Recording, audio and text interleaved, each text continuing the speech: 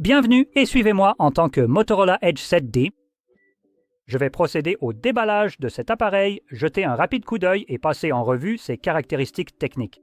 Je vous donnerai également mes impressions générales sur le téléphone avec des avis qui viendront probablement tout au long de la vidéo.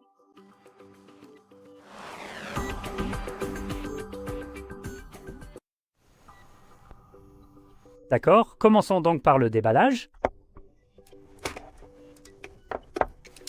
Voilà. À l'intérieur, nous trouvons... C'est une boîte plutôt épaisse. Beaucoup de papier. Celui-là me plaît bien. Le téléphone a une petite odeur agréable. Ça peut sembler idiot, mais quand on ouvre une boîte et qu'au lieu d'avoir une odeur de Chine, on a une odeur agréable, parfumée, l'odeur... Je vais toujours féliciter ça.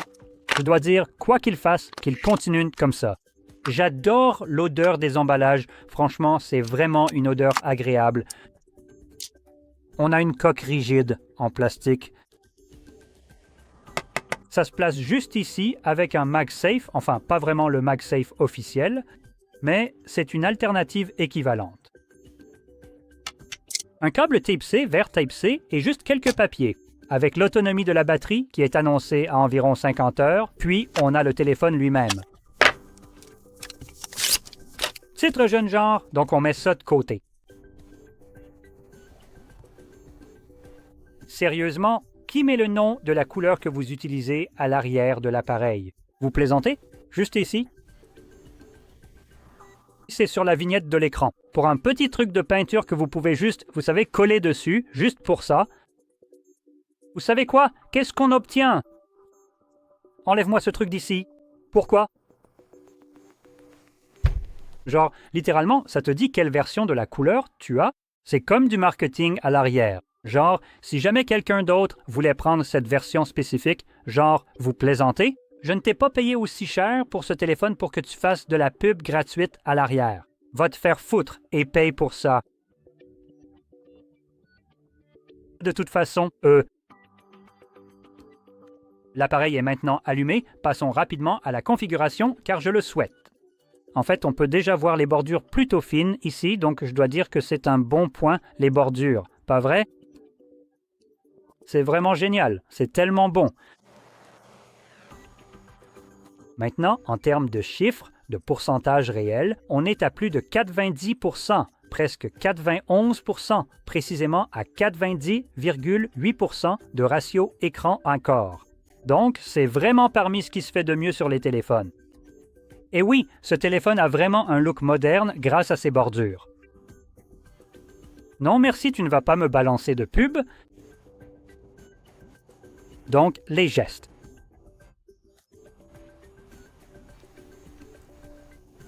Oui, les bordures ici sont vraiment impressionnantes. Juste pour les garder visibles, voilà. Très beau ratio écran-corps. Maintenant, l'écran ici est un écran P-OLED. Il prend en charge 1 milliard de couleurs, un taux de rafraîchissement de 120 Hz, la certification HDR10+, et une luminosité maximale de 4500 nits. Ce sont vraiment de très bonnes spécifications d'écran ici. De plus, on a 446 pixels par pouce, ce qui place cet appareil à une résolution de 1220 par 2712 pixels. Encore une fois, pour un écran de 6,7 pouces sur un téléphone, c'est plus de résolution qu'il n'en faut. C'est bien. Donc c'est plutôt sympa. Nous avons ici du verre Gorilla Glass 7i Mash niveau 4 sur les coins. Et puis si on le retourne à l'arrière, on a ceci. Je ne suis pas vraiment fan de ce design ici. La couleur est correcte, la couleur est jolie, mais ce verre plus clair, d'apparence un peu cheap, a un anneau autour de ça. Les caméras, c'est comme un mélange d'or et de verre. Donc. Ouais, pas le meilleur. Je n'aime pas vraiment l'aspect de l'arrière, c'est juste une question de goût. Je le signale parce que je ne sais pas si cela se voit bien à la caméra. Et évidemment, cela variera en fonction de l'écran sur lequel vous regardez cette vidéo, alors gardez cela à l'esprit. Ces caméras sont donc équipées d'un capteur grand angle de 50 mégapixels et d'un capteur ultra grand angle de 50 mégapixels. Et tu? Vous plaisantez, j'espère. Vous plaisantez? Tu te fous de moi? Et nous avons une fausse caméra.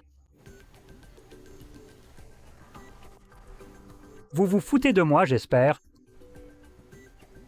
Waouh, j'allais être dur avec cet appareil, mais en fait, c'était devenu pousser la dose à fond. Ouais, c'est vraiment de la merde, genre, foutez le camp avec vos ordures. Bref, je vais d'abord terminer la lecture des spécifications, histoire que vous compreniez ce que je vais critiquer. Donc, en retournant l'appareil vers l'avant, on découvre la caméra selfie qui abrite un...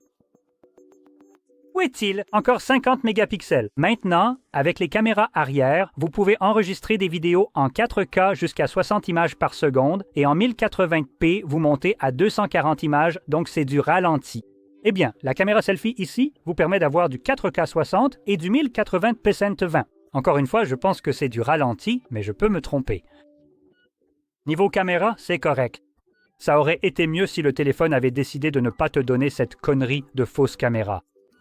Et juste pour illustrer ça, je vais mettre mon doigt sur celle-ci. C'est celle qui est factice. Peu importe, on n'en a pas besoin. Eh bien, regarde ça, la caméra fonctionne toujours. 0,5, la caméra fonctionne toujours. 2, la caméra fonctionne toujours. La caméra fonctionne toujours. Encore une fois, mon doigt la couvre toujours. Donc oui, ce n'est pas une caméra, c'est un leurre. La raison pour laquelle ça me pose problème, c'est à cause du prix de cet appareil. Il n'y a pas de place sur un putain d'appareil à 800 € pour que tu mettes quoi que ce soit de merdique. Sérieusement, il faut être complètement cinglé pour faire ça. Donc, dernière chose à mentionner, c'est encore une batterie de 4800 mAh de qualité pourrie. Genre, c'est petit pour un putain d'écran de 6,7 pouces normal. C'est petit. Bon, il est relativement fin. Je m'en fiche, je ne vais pas le coincer quelque part pour qu'il ait besoin d'être fin. Ce dont j'ai besoin, c'est qu'il tienne un nombre d'heures respectable et 4800, ça ne suffit pas. On a aussi une vitesse de charge de 68 watts et 15 watts en sans fil. C'est aussi pour ça que ce téléphone est venu avec cette petite coque. Alors là, c'est vraiment une décision débile de la part d'une entreprise de te filer une coque rigide en plastique. Comme ça, tu peux utiliser la recharge QI qu'il prend en charge, les 15 watts qui par défaut sont bien pris en charge, légalement parlant, par la bande métallique à l'intérieur du téléphone. Alors pourquoi diable l'as-tu mise à l'extérieur? Peut-être que je n'ai pas envie d'utiliser une coque, mais j'aimerais bien pouvoir le fixer à des accessoires certifiés Apple qui ont MagSafe, parce que c'est pour ça qu'il est conçu. Apple permet en gros que leurs accessoires de recharge QI soient utilisés avec la recharge QI. Ils ont juste MagSafe avec ce petit élément supplémentaire ici pour le verrouiller dans une position précise. Ce qu'ils autorisent ne prend pas ça en compte, donc ils permettent bien d'attacher les appareils magnétiquement. Mais il n'y a tout simplement pas ce petit verrouillage. Ce petit truc, tu sais, qui verrouille l'appareil en place pour qu'il ne puisse pas être tourné facilement de gauche à droite. Donc ouais, ce truc devrait être ici, pas à l'extérieur. Va te faire voir avec ça. T'es qui, toi? Samsung, c'est pareil. Ils ont le même truc et ont décidé de ne pas le mettre à l'intérieur du téléphone. Un design absolument débile ici, tout ça juste pour que vous puissiez avoir ce truc, gardez-le absolument. Idée complètement stupide d'avoir un téléphone fin, comme si j'en avais quelque chose à foutre qu'il soit fin. Tout en sacrifiant des fonctionnalités comme une grosse batterie, une vitesse de charge rapide, bon, c'est encore rapide. Et un MagSafe qui serait à l'intérieur du putain de téléphone au lieu d'être à l'extérieur. Qu'est-ce que je suis censé faire si je ne veux pas utiliser de coque, le coller au foutu chargeur? Stupide, absolument stupide. Et je tiens à préciser que ce téléphone coûte 800 € chez GSM Arena. Et je vais vraiment revérifier ça parce que c'est un prix absolument insultant pour une merde pareille. Je n'ai même pas encore mentionné le pire. Putain de merde, non, c'est incorrect. Au taux de change actuel, ce téléphone vaut 1000 putains de dollars. Wow, super. Oh mon Dieu, mais c'est pas possible, va te faire foutre Jésus, c'est une vraie merde.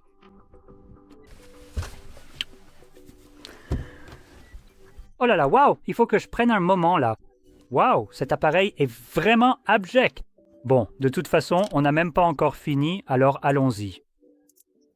On a 12 gigaoctets de RAM, très bien, 256 gigaoctets de stockage ou 512. Ce sont les deux seules options. Pas de stockage extensible non plus. Et voici le dernier type d'insulte. Pour le prix de cet appareil, il est équipé d'un processeur Snapdragon 7 Gen 4. Il faut être un véritable humoriste pour oser positionner un processeur comme celui-ci, au rang de produit phare de toute une gamme. C'est quoi ce bordel? Je ne crois pas avoir jamais ressenti une telle... Je ne sais même pas comment appeler ça. Ce bufflement, cette confusion absolue de la production. C'est quoi ce truc absolument nul? Donc, je tiens à préciser qu'il n'existe pas de mauvais appareils. Il y a de mauvais prix et vous pouvez probablement deviner que celui-ci en est un, ou plutôt mauvais serait un euphémisme. C'est un échec monumental en termes de ce que vous proposez ici et de ce que vous facturez. Pour mettre ça en perspective, ce téléphone propose un faux appareil photo, une batterie pourrie, un faux MagSafe qui est à l'extérieur, et puis, voilà, du branding, du marketing, du branding à l'arrière. Comme ça, n'importe qui voit ce téléphone peut savoir de quelle couleur tu l'as, donc ils savent quoi chercher. C'est littéralement le nom de la couleur de ce téléphone. As-tu déjà vu, par exemple, ici, argenté, écrit à l'arrière? Comme ça, tu sais, j'ai la version argentée du Samsung. Non, parce que c'est absolument insultant, surtout quand tu fais payer 1000 $ pour un appareil. Et en plus, ce n'est pas fini. Vous donner un processeur complètement nul pour un tel prix, c'est tout simplement inacceptable. Ce téléphone, il est bon pour la poubelle dès le départ. Pour ce qu'il demande, il n'y a aucune raison pour que quelqu'un achète ça. Quand tu peux aller acheter un Samsung S25 Ultra, parce qu'il ne s'est pas très bien vendu, il se vend au même prix que celui-ci. Maintenant, est-ce que ça a l'air de pouvoir vraiment rivaliser avec le S25 Ultra?